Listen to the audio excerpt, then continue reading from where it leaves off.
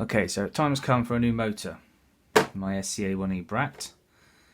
I thought, why not make a video, show everyone how it's done or how I do it, and it might help someone out along the way. No matter which SCA-1E model you've got, Brat, Coyote, Lynx, Range Rover, Ford F-150, they've all got the same transmission, so it applies to all of those. Show you the process, show you the tools, and I'll show you the procedure that I use for setting up the mesh on the pinion and spur. And you'll see it's quite simple really. It can be a bit daunting if you've never done it before. We've all been there. So we'll get into it and get cracking. Okay, so let's get into it. Take the body off.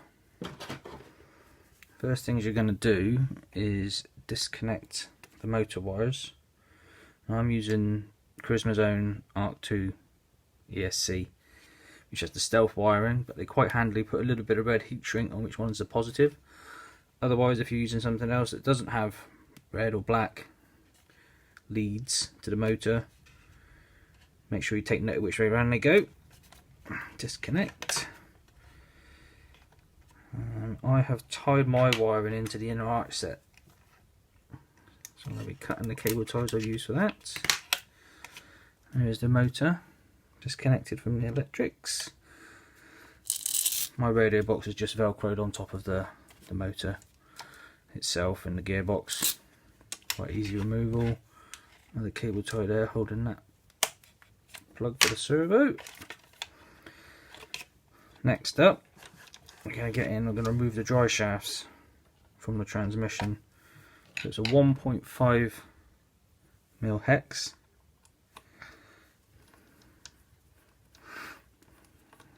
Take them out and set them to one side safely. They're quite small, so don't go dropping them. Just rotate as necessary to get to the next one.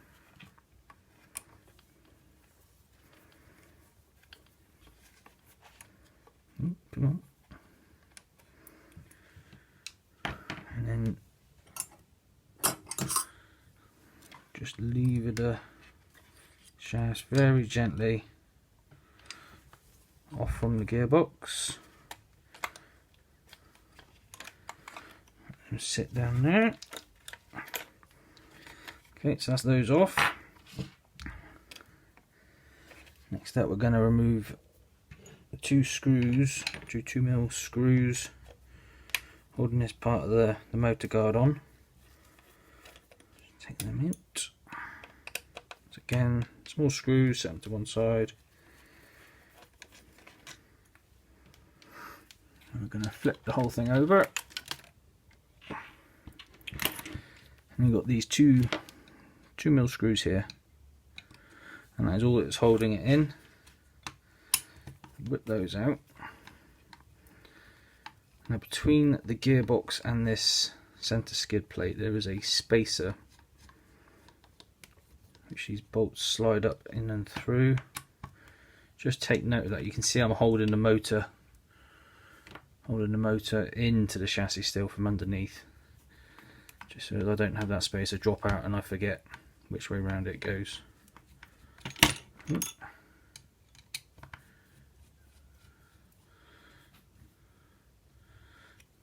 These are a bit longer than you would imagine. There we go. And the other one.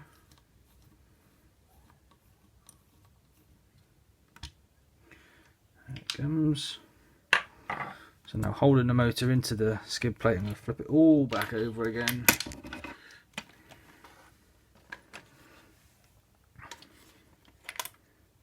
And that's it. It really is that simple to get the transmission and the motor out. So let's clear a little space, we'll move the chassis out of the way.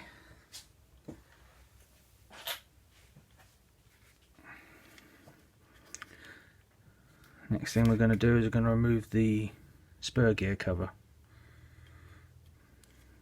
A couple of 2mm hexes again. One, there he is. And this one here, you just see the little silver line that has a washer in behind. So don't go losing him. This will get us access to the motor pinion, the spur gear, and the bolt bobs to hold the motor in. There's my washer. What I said about not losing, which I almost lost. So we're just going to go ahead, take the motor out, 2 screws, one top, one bottom. Loosen them off first. It's a size I haven't got to hand. It's not a 2.5, is it? I've used a 2.5 on there.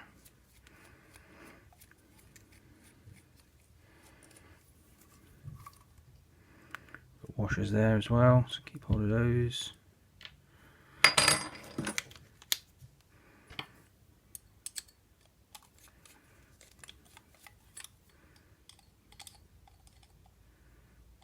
Come on. There we go. That frees the motor from the transmission.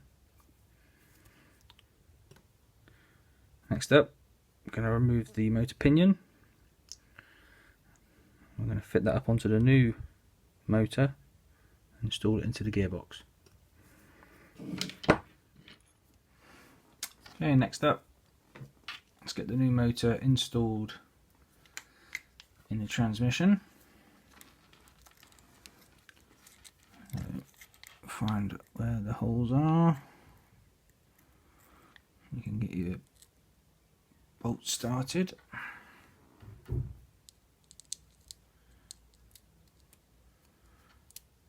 Quite a fiddly job,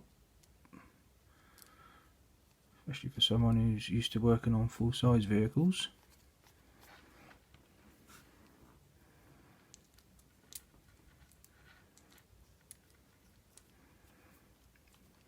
I'll just wind them down ever so slightly,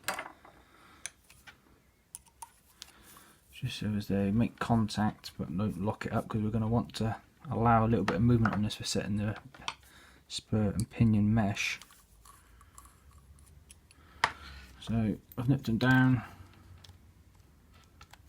a little bit too tight, let's back them off a bit.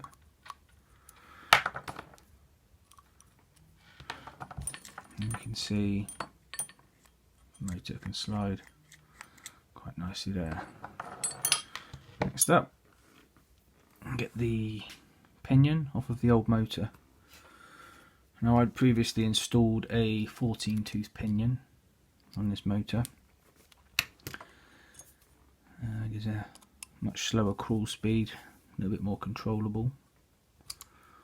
There it is, 1.5mm hex, little grub screw in the end.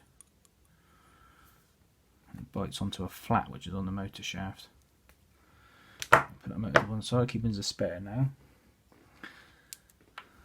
And that grub screw is going to want to line up with the flat on the motor shaft. So we'll slide him on.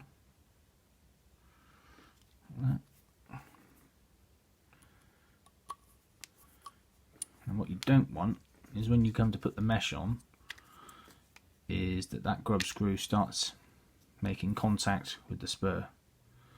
So you want to make sure you've got your alignment right with reference to how far it sits on the motor shaft to start with. Because if that metal grub screw starts contacting that plastic spur, it's not going to last long, and then you'll have a complete loss of drive. So I'll just nip him down nice and tight. Well, not too tight, I don't want to strip the threads. I'm happy with that. You can use a little bit of thread lock on that if you want. A little bit of blue thread lock won't go any miss. Not too much, because obviously at some point you may need to take it back off again. So next up, we're going to set the mesh for those two gears. I'll get myself a little bit of paper. Cut it. Well, I should have had it prepared really, but there you go.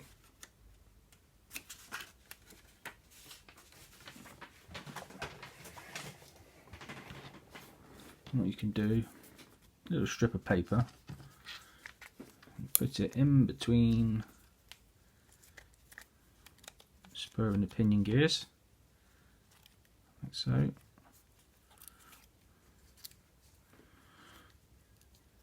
Push them together so they make contact, and then nip down the motor screws. Keep picking up the wrong size, don't I? Like that, and then roll it out, and that should have you set a pretty decent gap. Now you want a tiny bit of movement on there. Too loose and you'll end up stripping the spur teeth in no time at all. Too tight, you're going to end up causing a lot of friction, melting the spur, which will result in the teeth coming off. Possibility it could cause motor damage, heat transfer through to other components. So a tiny bit of play. I know it's hard to see, but that's what you're aiming for. A little tiny bit. You should be quite happy then. Check it in a few positions, and obviously do a few rotations, because not all motors are the same as into where the internals sit. So you could find the screws that were fine securing the previous motor on this one go through too far, end up locking up on the internal components and causing, well, a motor lockup basically. So just make sure everything rotates nicely, like so, like that, and then we're going to get it installed back into the model. Okay, time to put it back into the chassis. And you might remember at the beginning I mentioned about a spacer which goes between the skid plate and the transmission. Well, here it is here, like that. You want to make sure that he goes back in the right place. So my motor will go in this way, but you do have the option with these to flip the motor for a more forward weight bias, in which case you take that spacer, flip it around and put it in the other set of holes there. So your transmission would fit into that hole as opposed to that one. But I'm going to keep mine around that way. So you sit them in there, make sure the drive shafts aren't going to get in the way. Rest the motor into place, making sure that that spacer stays in place, because he does have a tendency to want to jump out of the way a bit. You'll feel it slot in as a square shape on the bottom of the transmission, which corresponds with a square shape in the skid plate. So then holding it up and in, flipping back over, there's big long 2mm hex bolts, whiz them back down.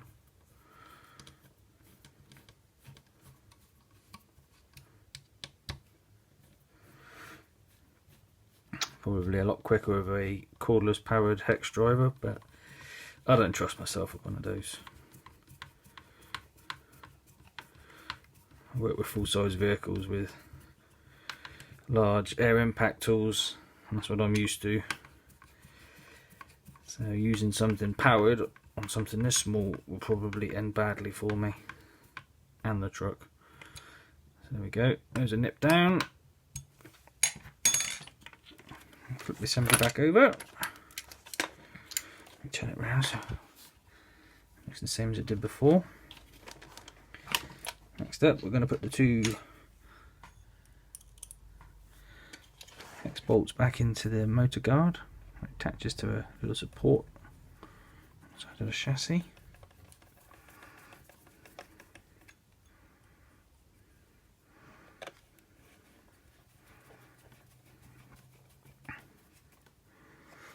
Next, we're going to line up the prop shafts with the outputs from the transmission. So this can be a little bit fiddly because of where they're located. but it's all part of the fun. Now, one side of these props has no thread through the hole, and one side does.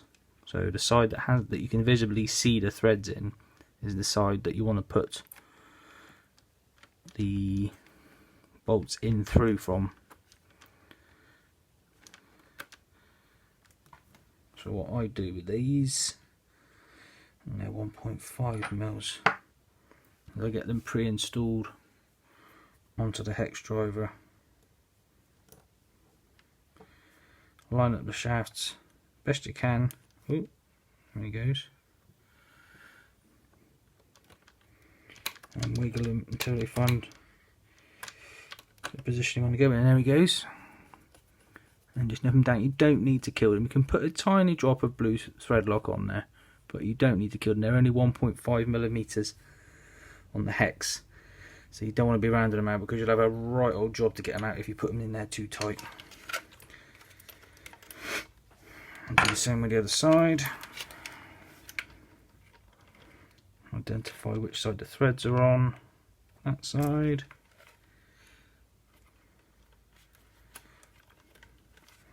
Line up the best you can.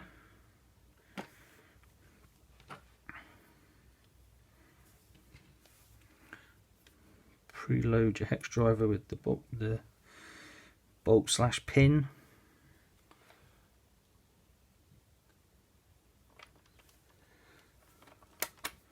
Ooh, I went in first time. And again, nip it, don't kill it.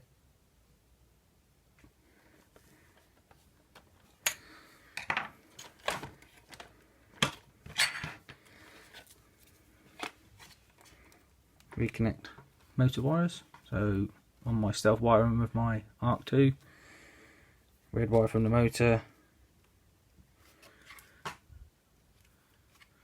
to the red heat shrink wire from the ESC. Nice positive fit there. Nice positive fit there. Stick my receiver box back on top, and it's done. Easy peasy. Now obviously the next thing for me to do is fit a battery and take it out for a run. So hopefully this has been of some use to you guys. If you've got any questions, let me know. I'll do my best to help you. And yeah, hopefully you get on well when you do it on your own. Cheers guys.